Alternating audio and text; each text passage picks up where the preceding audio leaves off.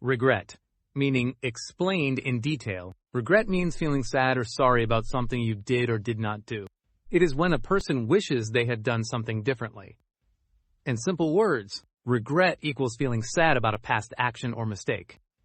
Easy explanation. People feel regret when they make a mistake, they say something wrong, they miss an opportunity, they hurt someone. Regret is about thinking back and wishing things were different. Very easy examples with explanation.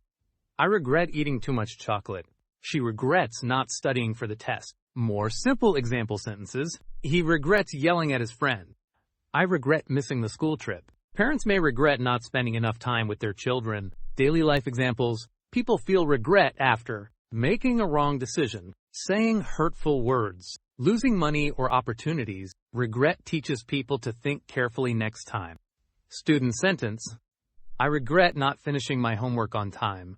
Easy memory trick. Regret equals feeling sorry about the past, wishing you had done something differently.